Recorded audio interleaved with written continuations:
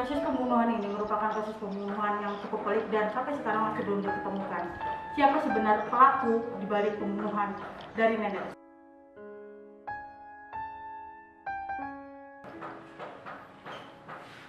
Bersama Enda Agustina Channel. Welcome back to my YouTube channel yang sudah berkarat, yang sudah berdebu dan tidak pernah disapa-sapa, tidak pernah upload, dan karena saya adalah orang yang sangat rajin.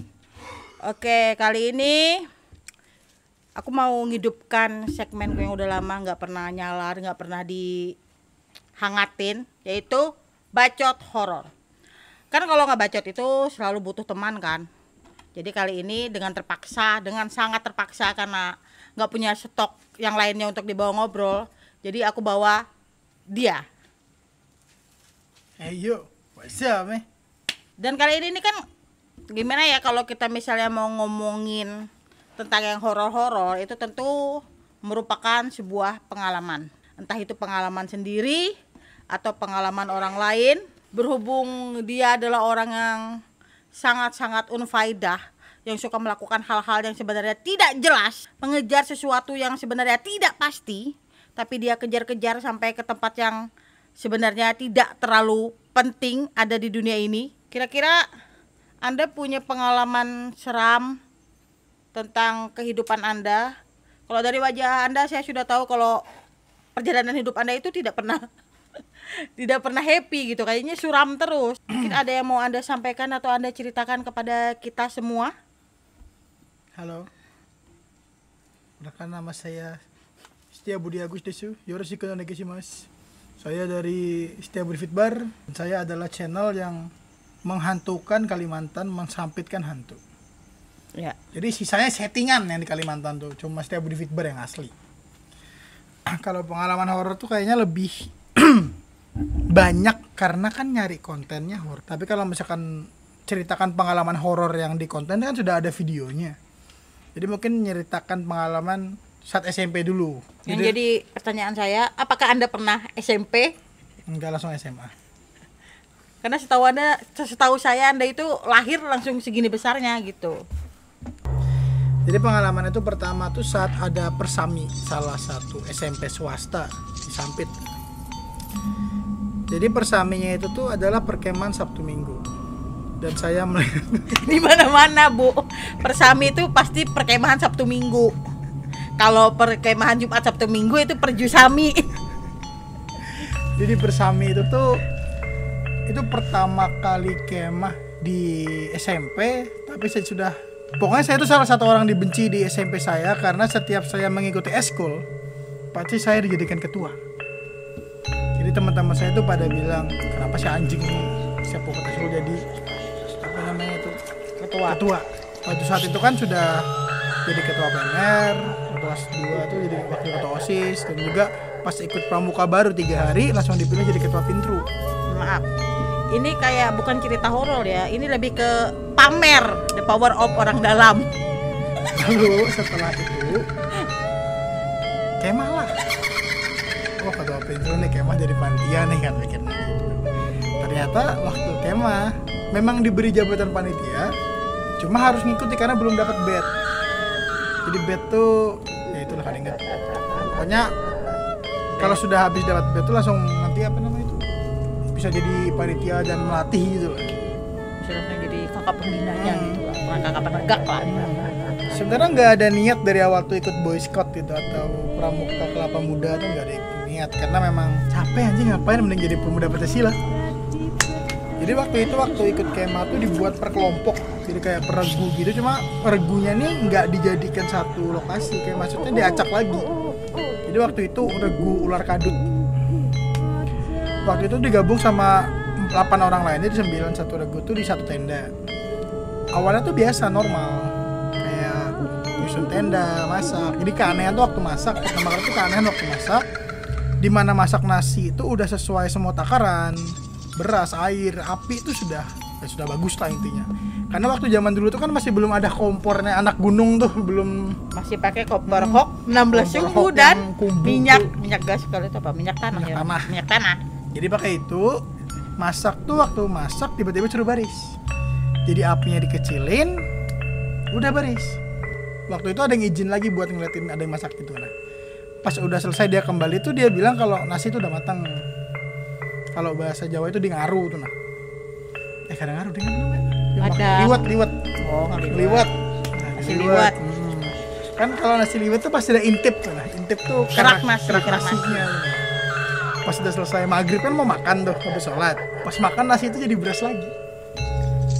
Kata mama, kalau misalnya masak nasi itu saat maghrib, di atas pancinya itu suruh ngasih kayak korek api yang dinyalain gitu kan, atau misalnya kita pakai kayu bakar yang apa baranya itu suruh taruh di atas.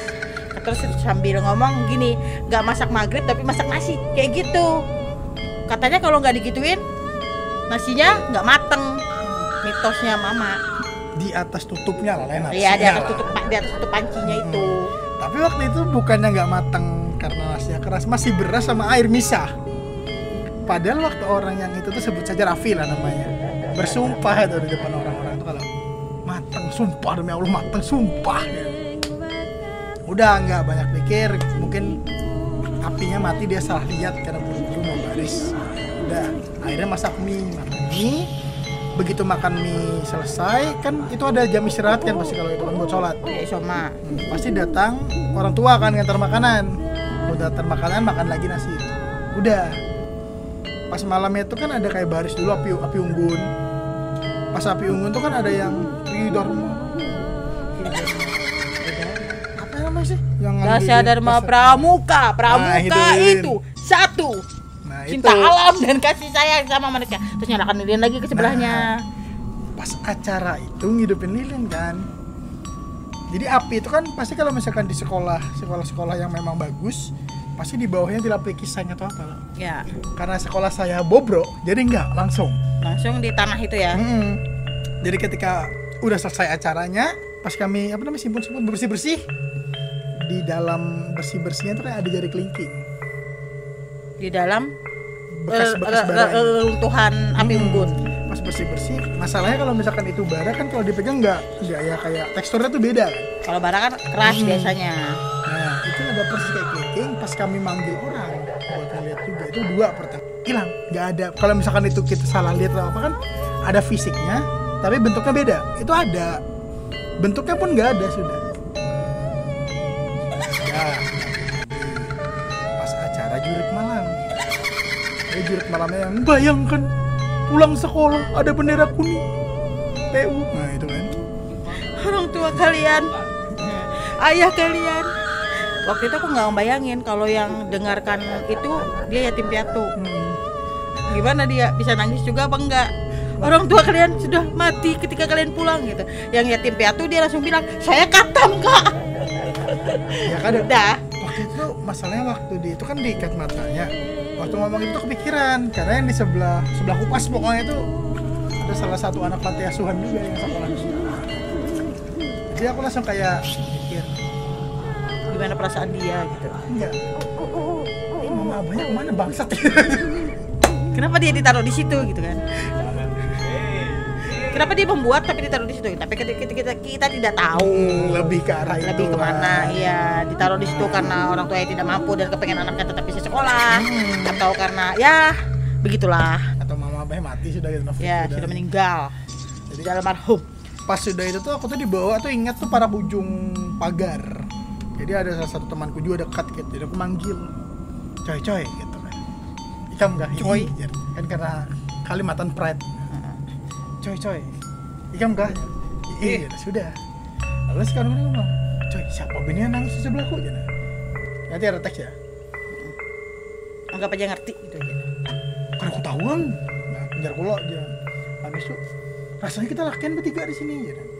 Ada aku tahuan, aku pernah mendengar. Sudah, coba intip. Pas temanku ngintip, ada perempuan pakai baju pramuka. Cuma baju pramuka itu beda. Karena pada masa kami itu pramukanya masih pakai pramuka yang lain yang PDL bagus lain yang masih jelek coklat yang masih tipis, tipis kalau misalnya kena air kaos dalamnya kelihatan. Nah itu masih kayak gitu. Pas itu ini tuh pramukanya tuh bagus kayak baju ya kayak baju yang sekarang cuma panjang kayak baju militer US gitu. Jangan pemuda Pancasila. Pas itu masih ngomong, ada kawan ini kayak ini aja lah. Biarkan aja, paling kan hilang-hilang seorang gitu kan. Saya bilang kan, benar pas itu hilang. Dah, pas malamnya baru cari bed. Nah kejadian bodohnya gini, kan ada satu regu, salah satu orang dari regu saya yang nimbrung di tenda sebelah, ikut tidur di situ gitu. Pas keluar kan orang tenda sebelah ini jahil-jahil orangnya. Jadi mukanya itu hitam semua karena pantatnya panci itu.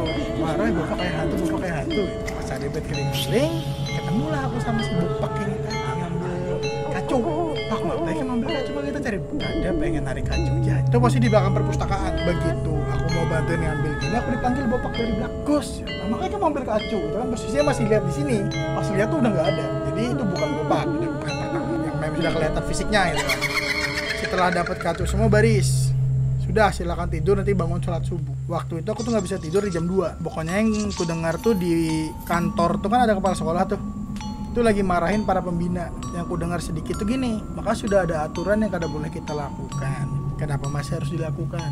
Pertama aturannya nggak tahu. Kemudian aku mau sholat tahajud. Begitu aku tuh sudah diingatkan sama salah satu guru, jangan sholat tahajud di ruangan itu, banyak hantunya. Tapi cuma ruangan itu yang nggak dikunci. Ruangan kelas atau ruang kantor? Kelas. Jadi ruangannya tuh mungkin tahu loh kalau kebanyakan yang sekolah di situ juga ada dulu sempat Oh ada ya, yang satu sekolah sama dia. kelas Pasti paham. 8 kelasnya. ruang 4 sampai cuma bertahan setahun. Bentar. Akhirnya kada diteruskan lagi kelas 8 ruang 4 sampai 8 3 aja. Oh, maksudnya disempitkan. Dulunya Soalnya kan ada berapa kelas jadi kan Ada mitosnya tuh kada boleh sampai 4 kelas di situ tuh. Pas akhirnya situ kan nyusun meja nih, mundurin. Sholat aja. Sholat. Pertama nih sholat normal ada bulan. Pas habis nukuk melihat malah arahnya salah. Batal ulang lagi. Sampai 3 kali batal. Wudu lagi kan. Balik lagi. Tapi buat tasbih. Sambil jalan jikir sambil nyusun arah kiblat jikir bisa sholat. Pas ketika takbir pertama tuh ada yang bisikin, kamu siapa? Kamu siapa? Tapi tetap kan habis takbiratul ihram kan, ya baca yang kabira walhamdulillah kasira itu. Ya itulah pokoknya. Sudah itu masih lancar-lancar. Pas rukuk tuh ada kepala gelinding, masih kuat. Allah lihat hamidah. Di depannya udah ada sosok Titan. Tapi kalau misalkan secara Indonesia hantu galah. Berarti cuma kakinya doang yang kelihatan. Enggak, badan sini. Jadi badan sampai kini ngelihat kayak gini, matanya tuh bulu semua. Lihatin tapi ya tetap fokus sholat. Itu kan sudah rakaat kedua. Pas sudah mau assalamualaikum warahmatullahi wabarakatuh, pokoknya waktu asyhadu alla ilaha illallah Muhammad salat Nabi. Pas Ayat itu awal tahiyat akhir. Itu semua setan di situ ikut sholat apa ikut? 4 baca Allahumma sholli ala sayyidina Muhammad wa ala alihi pokoknya pas di akhir kayak Allahumma sholli ala sayyidina Ibrahim pokoknya nyaring gitu. Pas assalamualaikum warahmatullahi wabarakatuh. Assalamualaikum warahmatullahi wabarakatuh. Di sini kuntilanak. Jadi waktu mau bangun tuh gak bisa, diam. Hantu galahnya masih ngeliatin. Posisi bahasa ayat kursi disambung, kalah cepet. Alhamdulillah, sambung gitu sama setan-setannya tuh.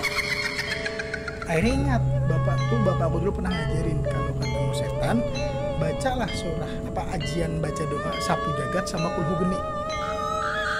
Tapi kata bapak bilang kayak gini, jangan langsung dibacakan, tapi ancam dulu. Pertama aku ancam, karena itu kan nggak bisa ngomong, berat semua badan. Ngomong gini dalam hati, aku kada pernah ganggu, aku cuma numpang sholat. Dan bacanya pun mereka tahu. Jadi kalau mau ganggu, silakan ganggu orang yang ganggu kalian.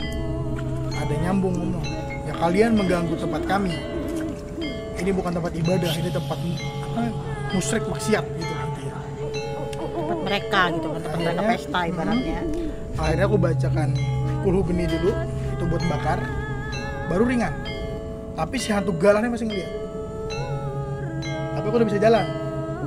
Aku buka pintu tuh yang nggak dikunci, tapi nggak bisa dibuka. Dan aku lihat teman-teman yang di luar, yang tiduran gitu kan, manggil tuh gak ada yang dengar. Sampai akhirnya aku bacain sapu jagat, aku kimpaskan sejadah, push. akhirnya dibuka, pintu tuh ada yang buka, ternyata salah satu guru yang buka. Dan ternyata ruangan itu tuh emang dikunci dari jam 9 malam. Jadi pertanyaannya masuk dari mana, sedangkan jendela sekolah itu tuh lain jendelanya panjang, cuma jendela kotak di atas kecil gini. Bisa dibuka cuma kecil. Buat masuk tuh ada effort dan bunyi pasti jatuhnya. Akhirnya dibawa ke tenda gitu, diberi minum. Tapi kira boleh cerita dulu di situ. Dan sampai sekarang pun orangnya kadang mau dengar cerita tentang itu, tentang kelas itu. Pas sudah selesai kan itu kan ini kelas nih, ya posisinya kelas, sebelah ini jalan. Pas pulangnya siang, pas pulang di situ ada kayak apa sih namanya, percikan api tuh. Kayak misalkan LPG hidup, ada apinya, yang api yang ngambang tapi ada jarak di sini antara selang dan api gitu. Di dalam kelasnya. Karena di dalam kelas di pinggir jendela ya, dari luar. Pas pulang itu. Akhirnya cerita itu berhenti sampai situ aja. Karena sehabis itu tuh pokoknya pas kami naik kelas 3, itu kelas tuh dipakai buat ruangan 81, 82 ya. Jadi kelas di 81, jadi kada pernah ada kejadian lagi. Karena memang kalau misalkan dipikirkan 4 tuh angka sakral kalau cuma 4-nya. Terus 13 angka sial. Kalau misalkan secara apa sih? Itu kan apa gitu itu tuh. Itu kelas berapa? 8 berapa? 84 tuh. Kalau 84 berarti nomor 12 tuh. Kalau digabung. Nggak sampai 13 gitu nah. Iya. Tapi percaya nggak percaya, di setiap sekolah itu kayak ada larangan tertentu kalau kita kayak mau apa ya, mau kemah gitu kan. Nah mungkin ya kalau yang kenal sama saya ya, saya nggak tahu ini cerita asli apa enggak, tapi cerita ini nih kayak udah turun temurun dari kakak kelas ke adik kelas kayak gitu ya, selama saya berada di SMA, salah satu SMK lah sekarang, SMK yang ada di Kota Sampit. Mereka bilang kalau kami mengadakan perkemahan atau mengadakan persami di sekolah, kebetulan sekolah kami punya saka sendiri gitu kan, itu tidak boleh ada api unggun, karena katanya terakhir kali ada api unggun itu kesurupan masal gitu. Jadi selama saya sekolah di sana 3 tahun, setiap kali ada persami, dari saya jadi peserta sampai saya jadi panitia, itu nggak pernah ada yang namanya api unggun. Jadi kami tidak pernah melakukan dasa dharma pramuka di sekolah yang pakai lilin, disambut-sambut sama teman-temannya kayak gitu, nggak ada di sekolah kami. Nggak tahu kenapa. Dan kayak apa ya, kayak orang tuh cerita cuma desas-desus gitu kan. Kalau misalnya kita kayak nanya, memang bener-bener asli nanya gitu kan sama kakak kelas, bener nggak gini gitu, mereka nggak pernah mau jawab dengan pasti gitu. Nah kalau cerita itu kayak gini, cuma desas-desus aja gitu. Jadi itu kayak nyata apa enggaknya kurang mengerti. Tapi pada dasarnya memang tidak pernah ada api unggun di sekolah saya selama 3 tahun saya sekolah di SMK tersebut. Jadi ya geng, percaya atau tidak percaya, di setiap tempat atau di setiap gedung kayak gitu kan, yang kalau malam nggak ditempatin itu pasti ada penunggunya, entah itu sekolah, entah itu kantor, entah itu ya